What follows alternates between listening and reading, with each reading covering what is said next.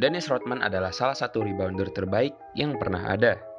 Kehebatan skill reboundnya telah membuat dia dibandingkan dengan legenda-legenda seperti Wilt Chamberlain, Moses Malone, dan Bill Russell, yang semuanya lebih tinggi dan lebih besar dari Rodman. Namun seiring berjalannya karir Rodman, dia lebih terkenal atas kejengkelan dia di luar lapangan.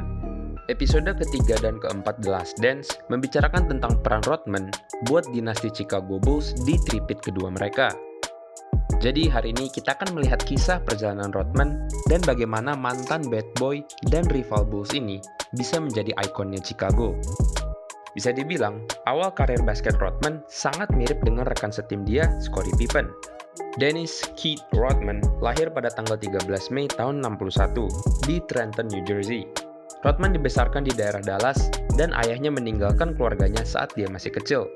Rodman memiliki banyak abang, kakak, dan adik. Menurut ayahnya, Rodman memiliki 28 saudara kandung. Saat masuk ke SMA, tinggi Rodman hanyalah 180 cm. Dan dia bahkan tidak dapat bergabung dengan tim basket high school dia di Dallas. Rodman bekerja sebagai petugas kebersihan di bandara di Dallas setelah menyelesaikan SMA. Tapi melonjaknya pertumbuhan tinggi dia mendorong dia untuk bermain basket lagi. Dalam 1 tahun, tinggi Rodman menjadi 203 cm. Setelah 1 tahun di Cook County Junior College di Dallas, ia memenangkan beasiswa untuk main basket di Southeastern Oklahoma State University. Seperti Pippen, Rodman akhirnya muncul sebagai salah satu pemain NAIA terbaik, dan dia mulai mendapatkan perhatian serius dari NBA. Detroit Pistons memilih Rodman di ronde kedua NBA Draft di tahun 86, dan tidak lama kemudian, dia menetapkan dirinya sebagai bagian inti di masa depan tim Detroit. Saat bergabung dengan Pistons, Rodman tahu kalau dia bukanlah bintang di tim ini. Saat itu Pistons dibintangi oleh Isaiah Thomas, Joe Dumars, dan Bill Laimbeer. Rodman memiliki nasib yang baik, karena dia dapat bermain bersama dengan pelatih legendaris Chuck Daly yang selalu menuntut timnya untuk bermain yang terbaik. Rodman berpikir keras, dan dia menyadari bahwa dia tidak akan menjadi fokus offense di tim ini. Tetapi, dia bisa menjadi defender terbaik di NBA bersama Pistons.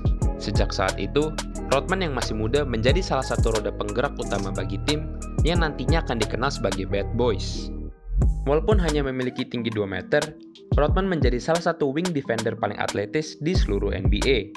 Dia dipilih sebagai All Defensive First Team dalam 4 musim berturut-turut dari tahun 88 hingga tahun 92. Selain itu, Rodman adalah duri yang tajam untuk Chicago Bulls. Dia selalu mengganggu Pippen dan Michael Jordan selama pertempuran mereka di playoff. Rodman adalah hama yang menjengkelkan buat ball handlers di NBA. Nah, spinners tahu nggak? Di pertandingan antara Indiana Pacers dan Pistons di tahun 92, Rodman mengoleksi 34 rebound dalam satu pertandingan. Jadi jelas kenapa dia dianggap sebagai salah satu rebounder terhebat pada saat itu. Dan dengan keterampilan ini, Rodman membantu Pistons memenangkan gelar NBA 2 kali berturut-turut pada tahun 89 dan tahun 90. Dan di tahun 90, Rodman memenangkan Defensive Player of the Year. Set yourself out to accomplish a goal and all of a sudden you achieve it, no matter what it is, Rodman tidak hanya mengukir jalur untuk dirinya sendiri di NBA, ia telah menjadi salah satu pemain paling berharga di seluruh liga.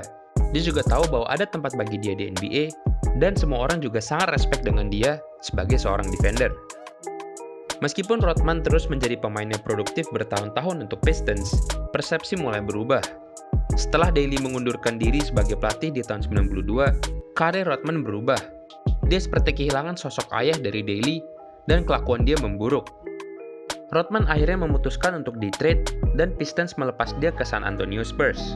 Disinilah saat kepribadian Rodman mulai berubah. Dia mulai mencat rambutnya di San Antonio, dan keonaran dia di luar lapangan mulai mengumpulkan perhatian banyak orang. Rodman memimpin jumlah rebound tertinggi di NBA selama 2 tahunnya di Spurs, dan juga untuk 7 tahun berturut-turut di karirnya. Bersama Spurs, Rodman tidak memenangkan gelar NBA, tapi dia sudah membuktikan bahwa dia bisa memberi impact di pertandingan tanpa harus memegang bola atau mencetak poin. Karena itu, dia sangat cocok dengan Chicago Bulls. Chicago gagal meraih final NBA di tahun 94 dan tahun 95, dan General Manager Bulls Jerry Krause tahu bahwa Bulls membutuhkan ketangguhan dan pertahanan di front court mereka, dan dia membuat kesepakatan untuk trade dengan Spurs untuk mendatangkan Rodman. Trade ini akan menjadi salah satu trade terbaik dalam sejarah Chicago Bulls. Rodman adalah bintang ketiga yang sempurna di Chicago. Dia tahu perannya dan memainkannya dengan sempurna. Dengan Bulls, Rodman tetap melanjutkan perilakunya yang keterlaluan. Dia muncul di pertandingan Bulls dengan rambut hijau, rambut merah, dan rambut warna kuning. Pada musim pertamanya di Bulls, ia mendapatkan skorsing 2 minggu setelah menanduk wasit dan diskor selama 11 pertandingan setelah menendang fotografer di pinggir lapangan. Namun entah bagaimana, ia tetap membantu Bulls menang. Rodman juga kadang-kadang tidak hadir di latihannya Bulls, tapi dia tetap stay fit dan bisa bermain dengan baik. Bulls memenangkan kejuaraan NBA di tahun 95-96 setelah musim bersejarah 72-10. A lot of people never gave me any credit to be in this situation where I am today, but I proved them all wrong again, so, Dan meskipun Rodman berada di tahun terakhir kontraknya, ia akan kembali untuk 2 musim lagi dan 3 rambut baru. Rodman terus berkembang sebagai rebounder. Ia mulai mempelajari gaya menembak Jordan dan Pippen, sehingga dia bisa bereaksi lebih cepat jika tembakan mereka miss. He was a winner. He was a leader. And his basketball IQ is off the charts. Meskipun rekan satu timnya terkadang tidak menyukai perilaku Rodman, Rodman tetap membantu timnya menang.